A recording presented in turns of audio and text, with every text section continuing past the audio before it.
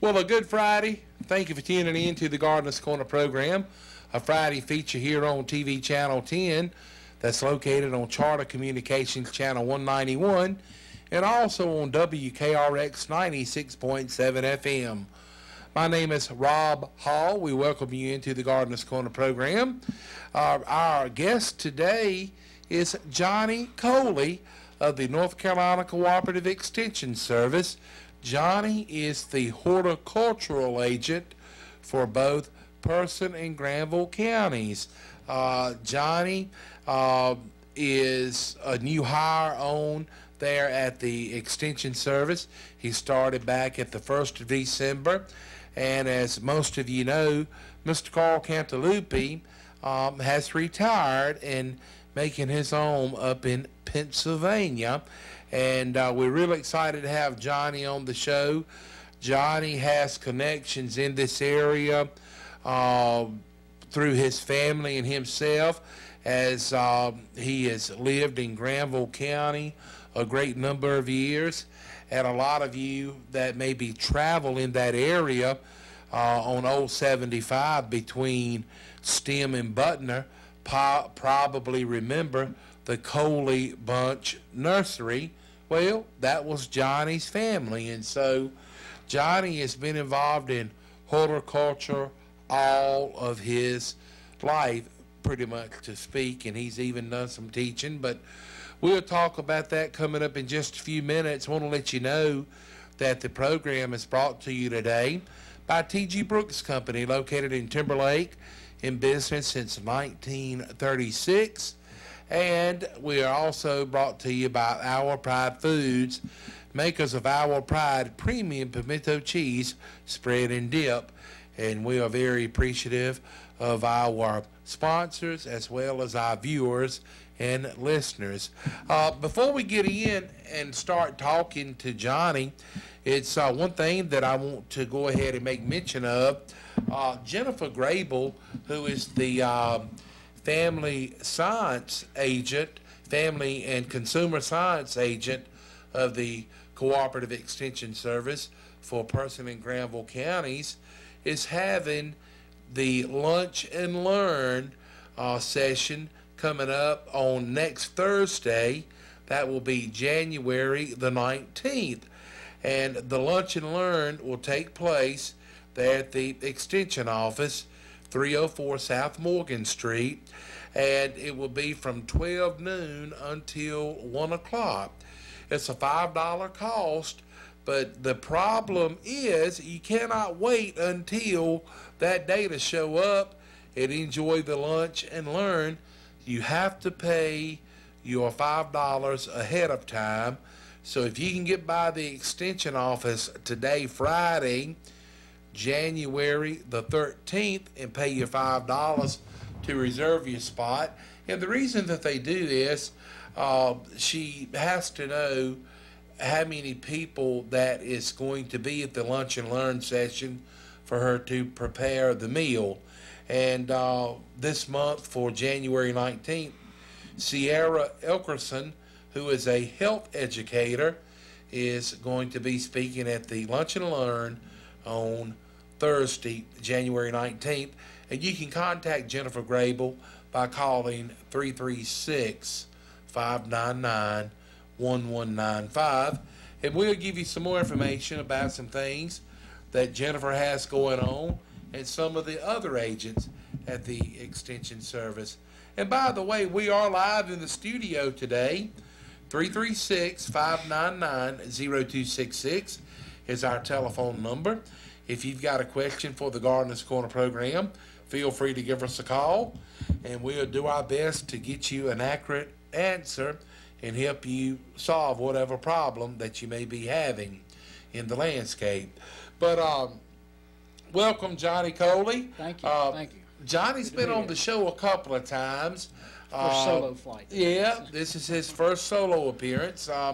He's been on a couple of times with the director of the person in Granville County's Extension Service, Mr. Paul Westfall, and he was here for a show, and then we done a Christmas show out at T.G. Brooks Company. So glad to have some time with Johnny to talk with him one-on-one. And Johnny is already done grabbed the bull by the horn, so to speak. He's been out on several home visits, and he's already working on getting some different projects started and trying to pick up, in a sense, where Carl Cantalupi left off, and then maybe doing some different things. But we want to wish you the very best, Johnny, and appreciate you taking out some time to be with us here on the program.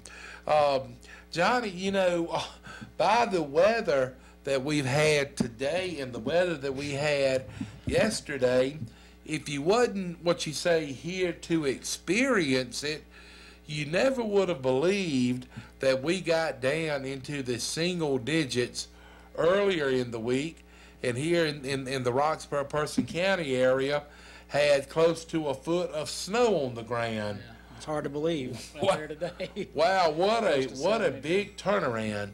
But anyway, Johnny, with I know that a lot of things in the landscape is kind of in a dormant stage, but with the, say, fluctuation of temperature, you know, somewhere within, you know, 4 or 5 days, being as much as 60 degrees, that could be kind of hard and tough on plants and things, correct? Yes, sir. Yeah, it really can, as long as it's not a prolonged period of warm weather. Warm weather this time of year can actually start bringing some of the plants that don't need to be dormant, as long as some other plants, back out of the dormancy. But hopefully we won't stay warm for that period of time.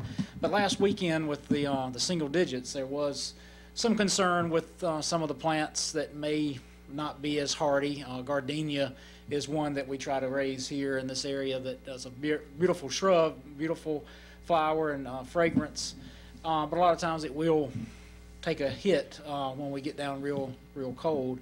But it's one of those that most plants are very resilient. They'll bounce back from the cold weather that we had last weekend.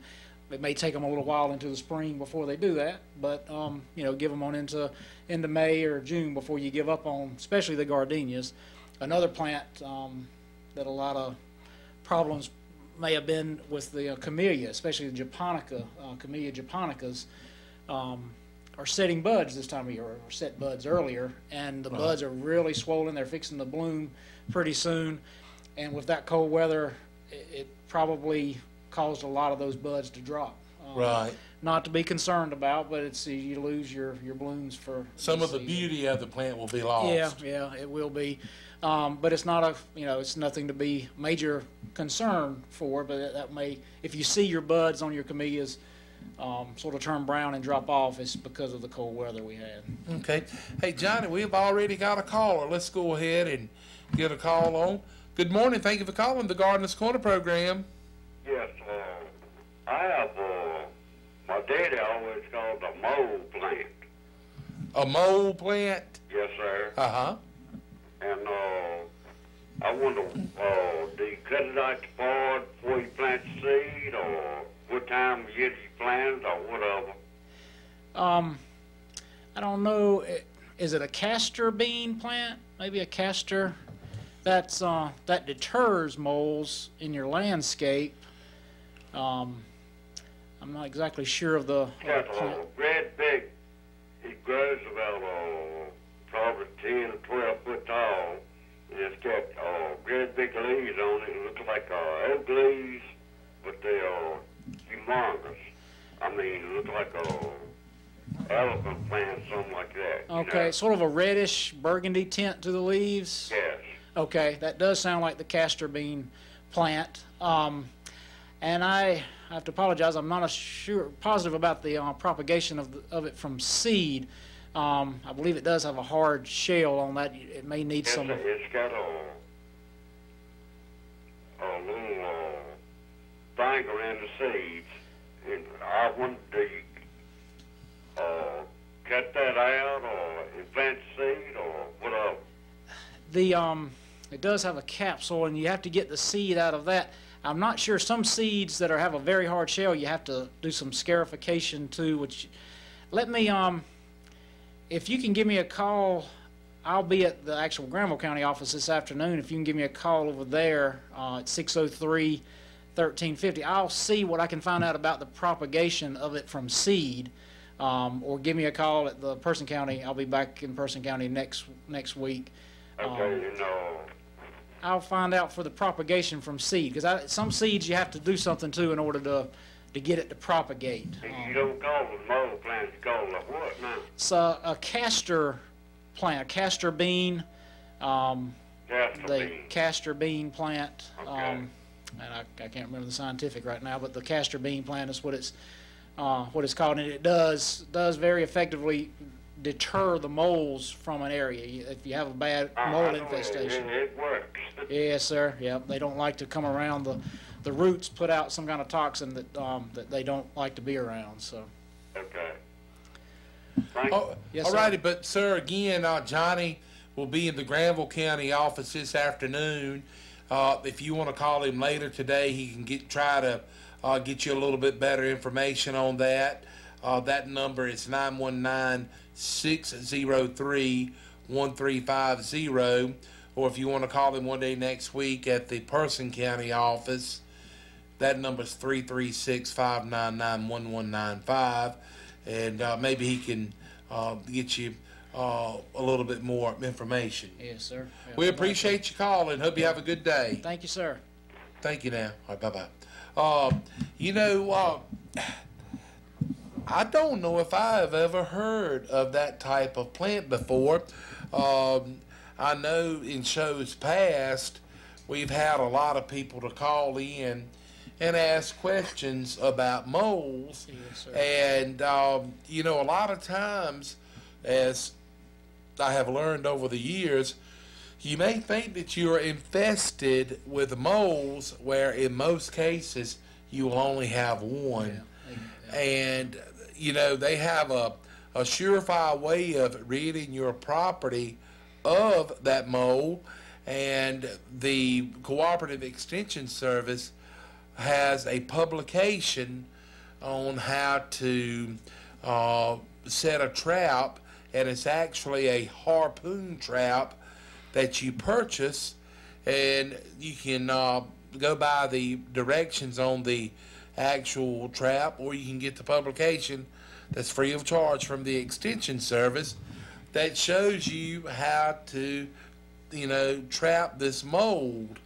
And pretty much what you have to do is you have to go out and walk some of the tunnel holes down and learn the travel and direction that the mole is traveling most frequently, and then you set the trap there. But anyway, it's pretty neat to hear that you can plant a plant that offers some deterrent to moles as well. Yeah.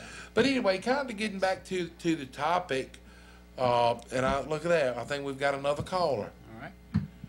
Thank you for calling the Gardener's Corner program. Hello. Hello? Hey, Hear me?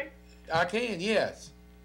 I have a plant a lady gave me about, well, actually, this is the third one. I don't,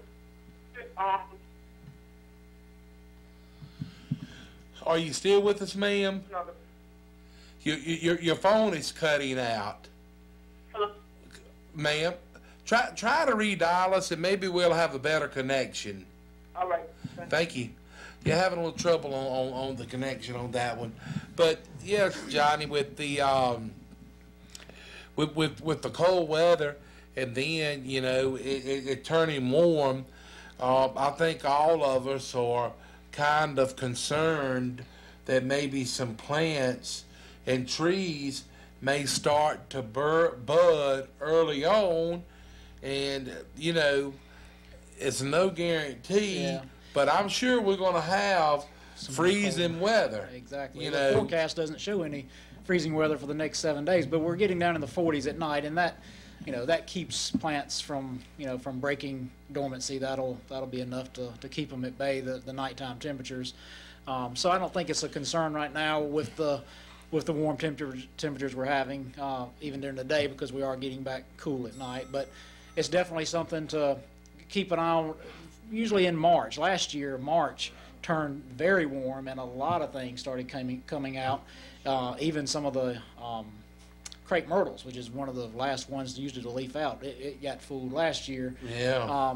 And so it's a concern of warming up. Everybody thinks that last bit of cold is the main concern in the spring, but usually if it warms up in the early and causes things to break dormancy, it can be as big a problem, because you're going to get that last freeze around Easter. Normally around middle of April we're going to get a last little cool snap, but not much we can do about the weather but talk about it. That's right. That's right. I think our caller has called back. Okay. Thank you for calling the Gardener's Corner program. Hi, can you hear me better? We can. Thank you for calling us back. Okay. Look, I have this flower, this plant. This lady gave me, actually this is the third one I've had it. And every year it dies down to nothing. It loses all the leaves. When it started out, and it comes back in the spring with me treating it with plant food and stuff, right? But the way, I don't know the name of it, it starts out, it's got big leaves, but not big as elephant leaves. So when a new leaf it comes in, folded up. Uh-huh. And it opens up, and it's a whole leaf, and the more it grows, the leaf splits into sections. That's the kind of plant it is. The one leaf splits into sections. It sounds like a herbaceous perennial dying back each year. And then, does it bloom at all, or is it just foliage throughout the year? It don't bloom at all. It's just... No, I don't think it blooms. It don't bloom, no. Is it in the sun or shade? I keep it outside in the shade. As soon as the frostbite is, in the springtime, I take it outside and I set it in a shaded area, and it does so well outside. Yeah. Okay. But then, I take it inside, it just starts, the leaves on it are turning yellow, and then they die off. So you actually have it in a container. You leave it in a container throughout the year. Yes. Yes. Okay. Yeah. The only thing that's coming to mind right now is a hosta plant. But the hosta does actually bloom late summer. It usually will get a little bloom spike on it. But that's the only thing that's coming to mind. Usually they do okay if you leave them outside, though. You don't have to bring them inside during the winter. But does the leaf, is it just green, or does it have some coloration on the leaf at all? It's just green, but when it dies out, it starts turning yellow around the edges, and then finally the complete leaf will just die, get burnt. Okay. Well, Yeah, I don't know. If when it starts coming out in the spring, if you can bring a piece of it to me, or take a picture of it and bring it to me, I'll can get it ID'd for you for sure. But it does sound like it's maybe a herbaceous perennial, that of course dies back in the fall and then comes back each spring. But when it comes back out this spring, if it's in a container such as you can bring it to the extension office, bring it by, or like I said, take a picture of it, or I'll get it ID'd once it comes back out. Tall. When the lady gave it to me, it was actually about 6 feet tall, and the pot was so heavy that 2 guys couldn't hardly hold it. Okay, so it's in a big container, so Yeah. you won't want to bring it up. Yeah, So but I'm maybe, gonna have to break it down in the spring again. I broke it down this past spring. okay, I'm gonna break it okay. down again because I think the roots are bounded up real bad. Yes, ma'am. Yeah, in the container they will get root bound. So, Yeah, once it comes back out this spring, let me take a look at it, and we'll get it ID'd for you. I sure will. Thank you, sir. Yes, ma'am. Hey, Thank you. Thank you for your call. Have a good day. You too. Yeah, Johnny, it's kind of confusing, and I have to think about it sometimes.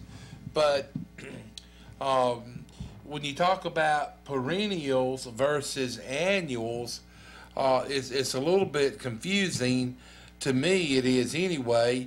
And you would think that the annual plant is one that would come back year after year after year.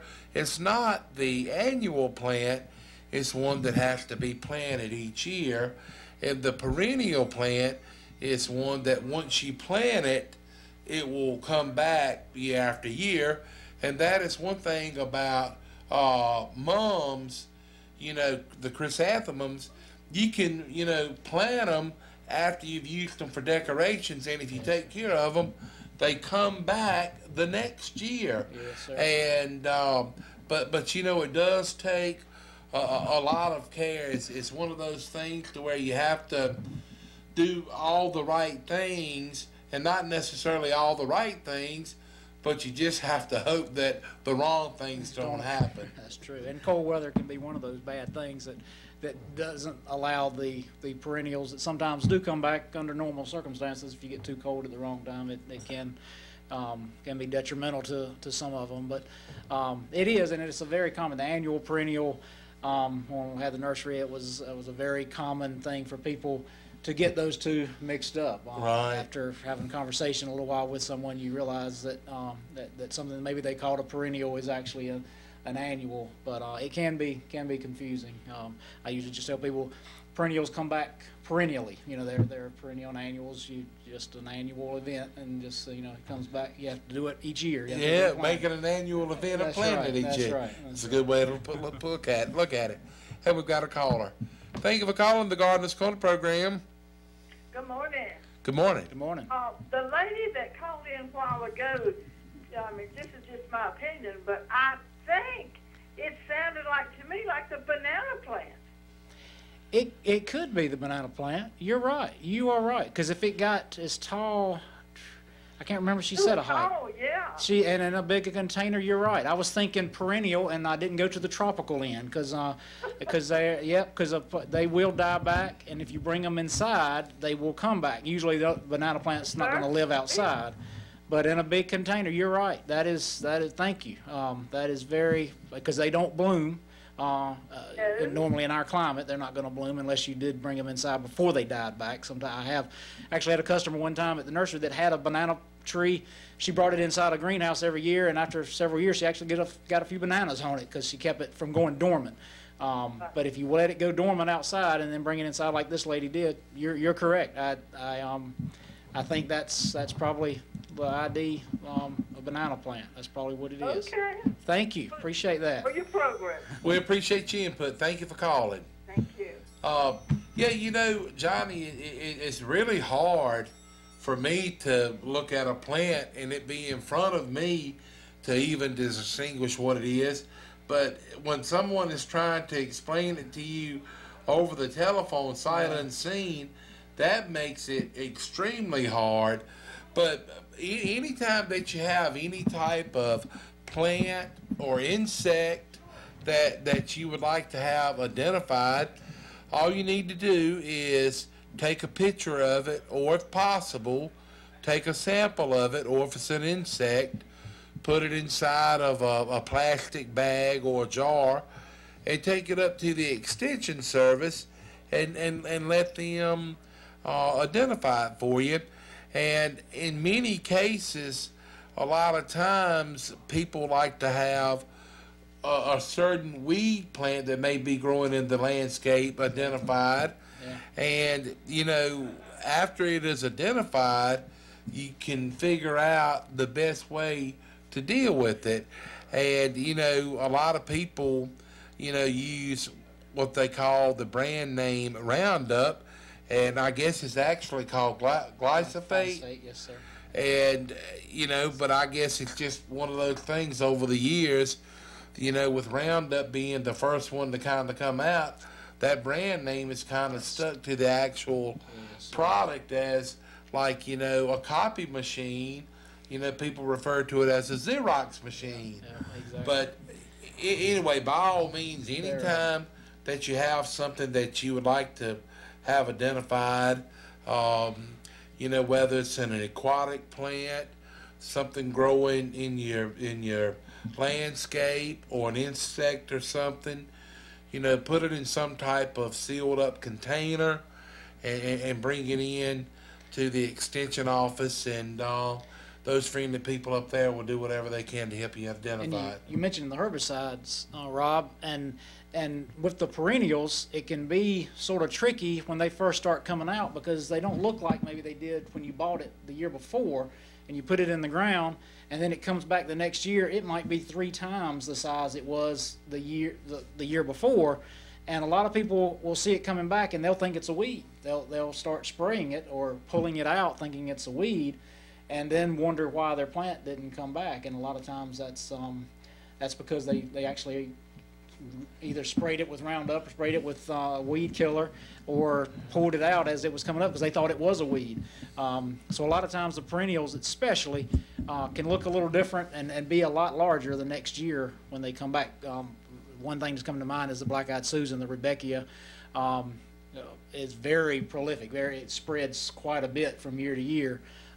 Actually had a lady tell me one time that she had a friend that had Black-Eyed Susans. She went over there and saw her Black-Eyed Susans. They were just beautiful, and she told her she never had luck with them growing them. She never could grow Rudbeckia. And the lady said, well, they're one of the easiest perennials to grow. She said, I don't know what you're having a problem with. And one day she was over there when they were just beginning to come out of the ground, and the lady said, see, here's the Black-Eyed Susans that I've been growing for years. And she says, that's Black-Eyed Susan. She was like, she'd been pulling them out all these years. They were coming back for her, but she was eradicating them before they could get up some size, and she recognized them. So that's something to be aware of when you're growing perennials. Well, that's one of those live and learn lessons learned. Yeah. Hey, we need to get a word on for T.G. Brooks Company. We appreciate their support here on the Gardener's Corner program. Should you have the opportunity to stop in and see Bill and Roy out at T.G. Brooks Company, it's not going to be quite as warm over the weekend as it's been today and yesterday, but you know what? It'd still be a good time to grill out and get you some of those hand-cut ribeye steaks available at T.G. Brooks Company. We'll get a word on with them, and we'll be back with Johnny Coley here on the Gardener's Corner program. T.G. Brooks Company wishes you a successful 2017. We probably will get a taste of real winter and cold winter days and nights in January, which suggests a trip out to T.G. Brooks Company, 413 Helena Maria Road in Timberlake. Cold weather needs are found like furnace filters, stove pipe and stove mats, wood stove, pipe insulation, plastic to put around your windows. You will find water heater elements, thermostats, pressure relief valves. Taylor water stoves and parts are available too. Also ice melt, bird seed in 10, 25, and 50-pound bags, and sunflower and black oil seed. There are shovels for ice or snow. They have wedges, axes, and mauls for getting stove wood ready. They have gloves lined and unlined in leather and cloth. They are your first choice for well pumps and piping when water problems occur, with a selection of submersible and top-of-the-ground jet pumps. They have pipe, pump wire, and pipe fittings too. They also carry cast iron cookware, and they fill propane gas bottles. Plenty of dog food and 100% kiln-dried cedar shavings. You might need an outdoor thermometer. Plan to spend a little time at T.G. Brooks talking about warmer days in a couple of months and getting information on your future lawn and garden plans. In a couple of months, we'll be talking about putting out pre-emergent weed control. Come to the place people like to shop from all over the region for the homeowner, farmer, or construction worker. Phone anytime you need advice at 364-2428. After all is said and done, get you a generous portion of hand-cut ribeye steaks, prepared the way you like them, pop them on your grill, and enjoy a delicious treat. Everything works out when you have a T.G. Brooks day. No week is complete without a visit to T.G. Brooks Company in Timberlake.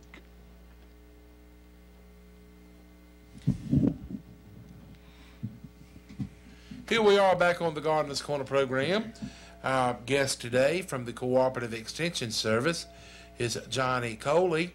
He is the new horticultural agent, and we're glad to have him here. The program is brought to you today by T.G. Brooks Company. We just heard a word from them. In just a few minutes, we'll get a word on for Our Pride Foods, makers of Our Pride Premium Pimento Cheese Spread and Dip.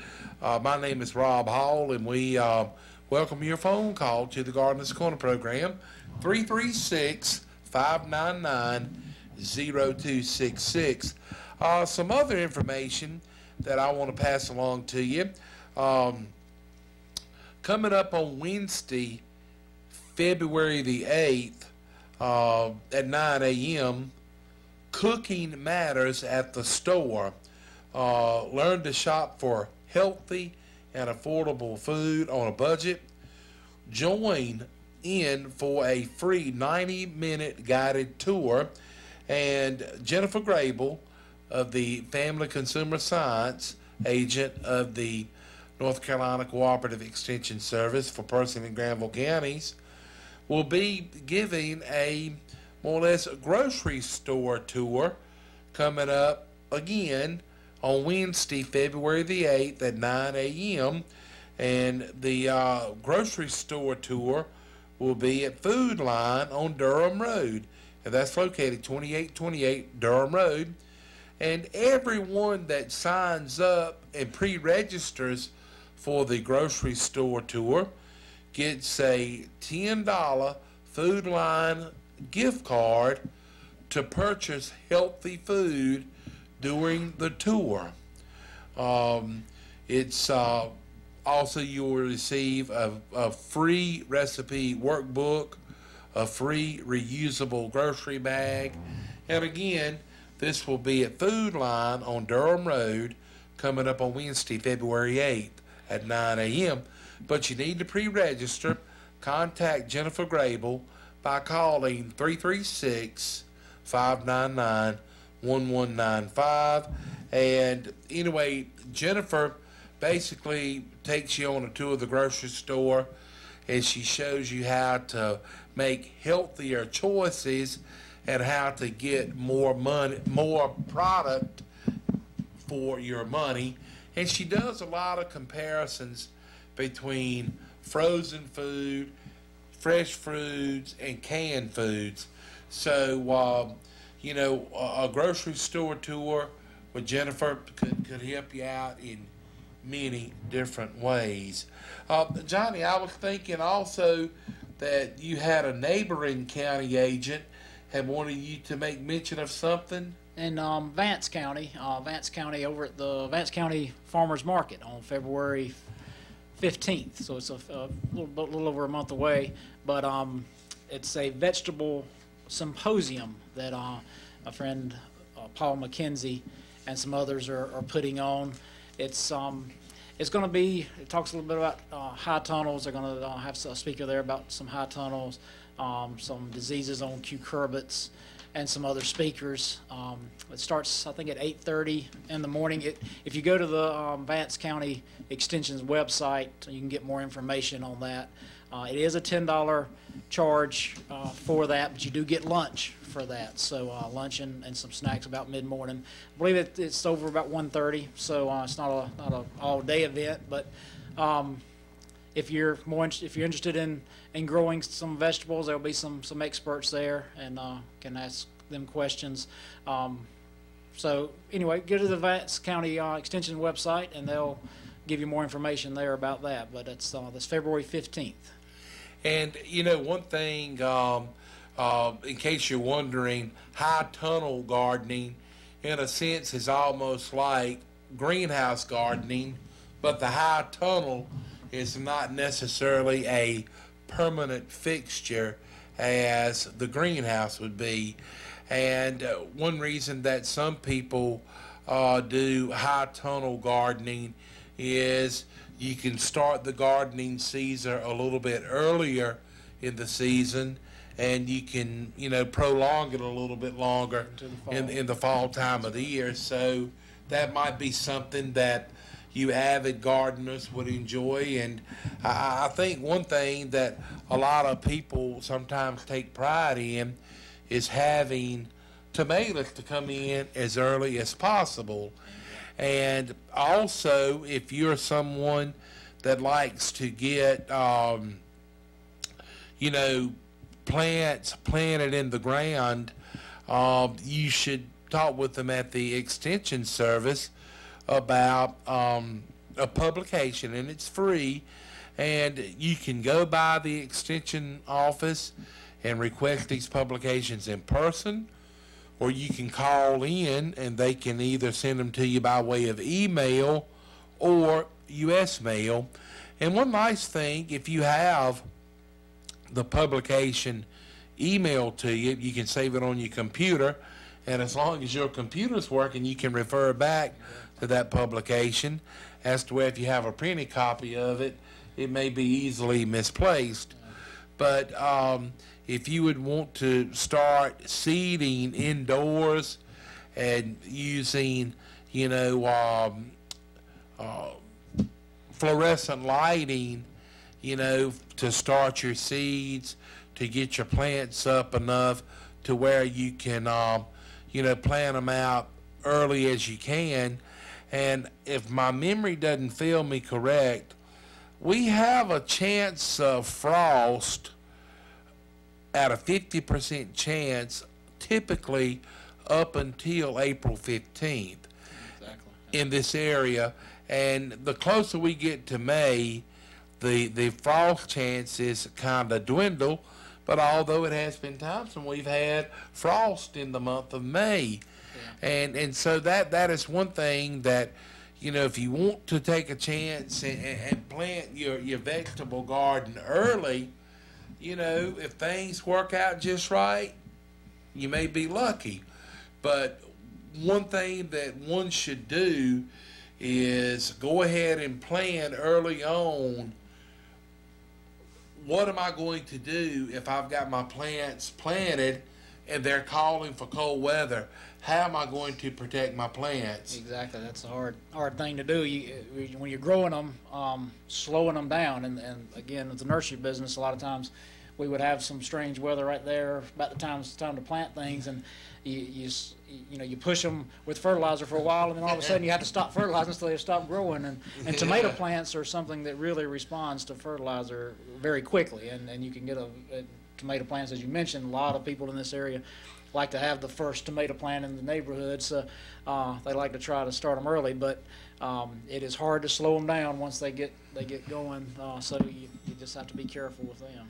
Yeah, that's exactly right. So, but I think the one of the publications is available at the Extension Service is Gardening for Quagmires.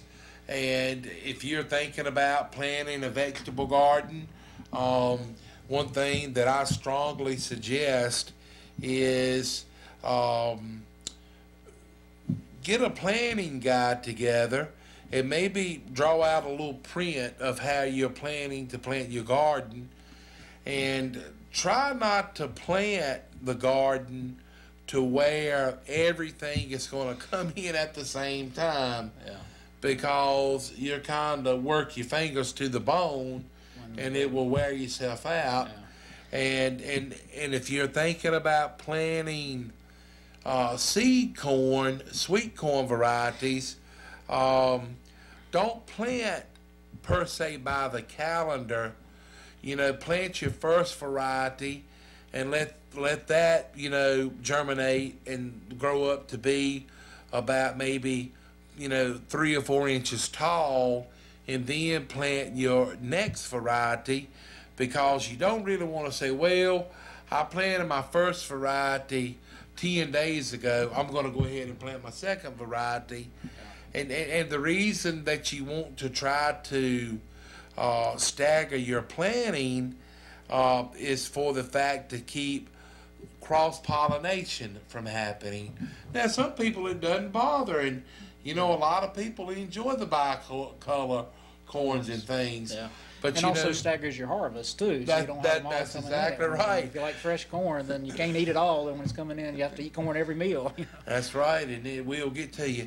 Hey, Johnny, we have another caller. That is for us, correct, Kilby? Thank you for calling the Gardener's Corner program. Yes, I bought a piece of land that has about 30-some apple trees on it. And some of them died out and missing. And what would be the best time to replace with? I live in northern Orange County. Well, depending on your water situation and what kind of trees you actually plant, a container plant, if you can find some container grown apple trees, you can really plant them about any time that you can dig in the soil. But if you plant them in the spring or summer, of course, they're going to probably need more water than if you planted them in the fall. Fall would be probably the recommended time to plant those. What kind of trees? What trees in? I didn't know there were red ones and yellow ones. But I just wondered which would be the best kind of. It's got several different cultivars of apples, I'm sure. There are lots of different cultivars. The Stamen Wine Sap is one that's very common. Red Delicious is a common variety. Granny Smith, Yellow Delicious, Honey Crisp is probably my personal favorite. It does. Some of them do better in this area than others. I know the Red Delicious, Stamen, and Yellow Delicious have been. Well, I'm losing you, so I'm going to hang up. Okay. Okay. All right. All right. Well, continue to listen on the radio, and Johnny will give you a few more tips. And as far as planting, if you do the bare root planting, you'd want to do it in the fall, definitely when the plant is dormant, because the water issue will be a lot more critical with the bare root. But usually you can find container grown plants, and that's what I would recommend is a container grown plant if you can, because they're a little bit usually more established. 5 gallon can be in the already in the 5 to 6 foot range. So. That's but planting in the fall is probably your best time. Well, Johnny, he was talking about he's got some of the apple trees dying out, and unfortunately, sometimes depending on the different varieties of the apple trees, when they get to be a certain age, they're going to start dying out on you anyway. But one thing that you should consider about planting apples in this area, the Extension Service, they have a publication available, and they can also give you a list of nurseries that sell different varieties of fruit trees, and the Extension Service has a list of different apples that grow better in this area. So I was going to mention that, Rob. That's true. There are certain ones that do better in our area, and we do have that list. So if that gentleman is still listening, if he'll give me a call, I'll find out some newer varieties maybe that would be more suitable for this area, because they are a cooler plant. They tend to do better in the mountains. They have some issues down here, but there are some varieties that do better in this area. Well, Johnny, last week on the show, Carl Cantalupi called in, and we was just talking, and I had asked Carl a question about winter chilling hours. And I said, Carl, I got a question. I said, is the winter chilling hours, I said, if it's 10 degrees, I said, is that do more for winter chilling hours, say, than 30 degrees? And Carl was saying that the winter chilling hour is anything below 40 degrees. And he said it doesn't matter if it's 35 or 25, it's still a winter chilling hour. And a lot of varieties of apples take more hours for winter chilling. Is that correct? That is correct. And that is the case with a lot of fruit trees. Peaches being the one that comes to mind that has probably the shortest as far as chilling hours. You want to get, if you're going to try to grow peaches, You want to get one that has long chilling hours. Our chilling hours in this area are probably 850, 900 hours.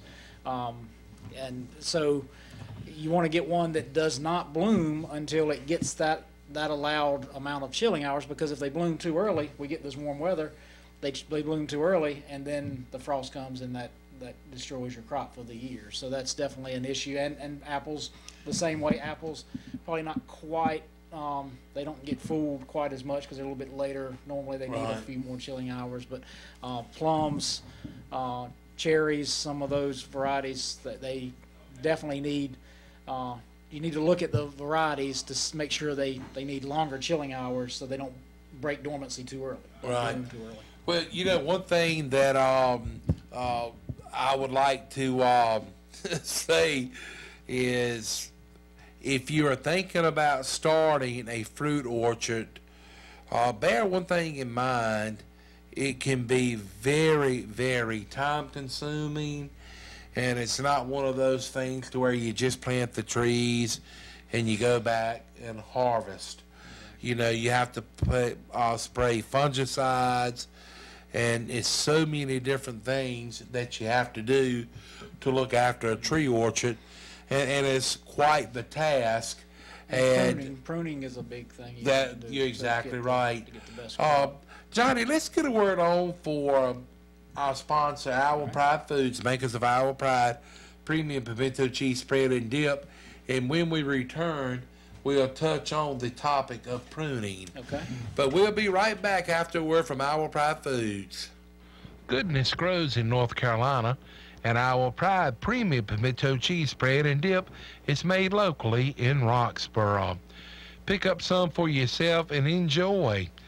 You can get the Our Pride Premium Pimento Cheese regular, or for extra flavor, try the jalapeno added. Get some for yourself at T.G. Brooks Company, Supply Line Discounts, North Main IGA, Hurdle Mills Market and Butcher Shop, Twins Meat Market, Food Line, or just Save. Or if you're in Uptown Roxborough and get the hankering for some Our Pride Premium Pimento Cheese Spread and Dip, you can enjoy it at Cole's Pharmacy, Trish's Espresso, and Snappy's Cafe. That's Our Pride Premium Pimento Cheese Spread and Dip. Whether you're having it for a meal or a snack, it's good. All righty, here we are back on the Gardeners Corner program. Our guest today is Johnny Coley, who is the horticultural agent for Person and Granville Counties Cooperative Extension Service. Johnny, let me make one more mention of something that Jennifer had asked that we make mention of, and it's Give Your Heart a Healthy Beat. It's a 12-week program to help you reduce your risk of heart disease. This 12-week program will start on Wednesday, February the 15th, and run through Wednesday, May 3rd. And the meeting time is 12:10 during the noon hour until 12:50.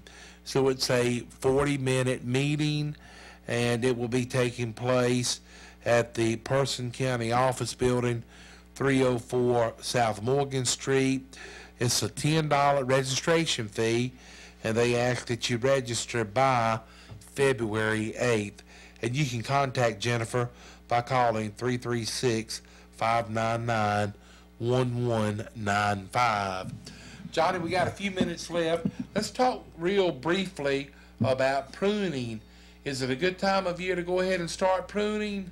Well, Rob, we're a little early probably to do a lot of pruning.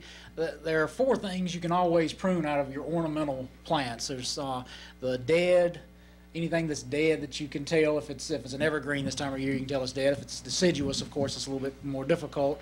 The dying, anything that's dying, anything that's damaged.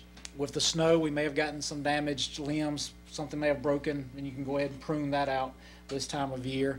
And the diseased, anything that looks diseased, you can go ahead and prune this time of year. Right now, it's still a little bit early. Usually, I like to wait until maybe end of February.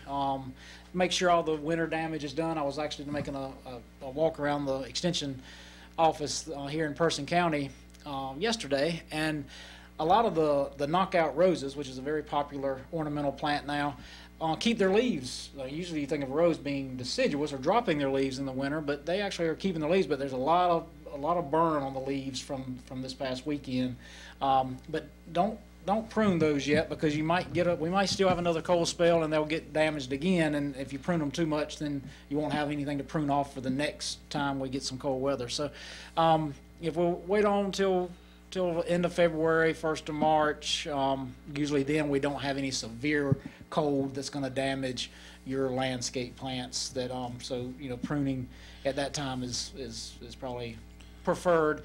Fruit trees you could prune, now they could be pruned, and like I said, the 4Ds that you have can be pruned anytime. So it's it is a good time to start thinking, start looking around your landscape and seeing maybe what needs to be pruned, or what needs to be done. Another thing I wanted to mention too is it's still not too late to do soil testing for the Good idea. for your spring gardens. Right now it's about a 5-week. I looked yesterday. It's about a 5-week turnaround. So if you get them in next week, got a long 3-day weekend coming up. You can get some soil samples and get them to us. We'll get them sent off, and it's about 5 weeks, but that still gives us plenty of time to do some fertilizing or liming that we need to do for our gardens coming up in the spring. It is a $4 charge this time of year. Right. $4 charge. Glad you mentioned that. Yeah. After I think the end of March, 1st of April, which we'll be getting a little bit late for doing a lot of the spring gardening. But if you do them in the fall, the $4 does not start until Thanksgiving. So That's you can right. do a fall soil test, and there's not going to be a lot of difference between the fall test and doing it this time of year. So the pH, there's really no way of knowing what your pH is unless you do Have your soils tested. Yeah. And the $4 fee is a very minimal fee. Now if you've got 20 different samples you wanted tested, that can be expensive. But if you only have a couple of samples, that's not that expensive. And that $4 can be more money in your pocket when you take and use the recommended soil sample guide. If you go by the guide and use the recommended amount of lime and fertilizer and nitrogen, it's a wonderful investment. Yeah. It sure is. Going back to the pruning real quick, I just thought about it when I was talking about pruning in the spring. There are some plants that set buds on last year's growth that you don't want to prune in the spring. Azalea is probably the most popular one. They have already set buds, so if you prune them in the spring, you'll be pruning your blooms off. So to make sure you know what you're pruning, forsythia or yellow bells is another example of that. If you prune them in the late spring, or early spring rather, you'll prune your blooms off because they bloom very early in the spring and they've already set their buds and ready to go. So know what you're pruning before you start cutting, for sure. Some good advice. Johnny, appreciate you being here. And that's going to wrap it up for this edition of the Gardener's Corner program. That was brought to you by Our Pride Foods, makers of Our Pride, Premium Pimento Cheese Spread and Dip, and T.G. Brooks Company. Special thanks to our callers and everyone that tuned in. And we look forward to being back with you next week for another edition of the Gardener's Corner program.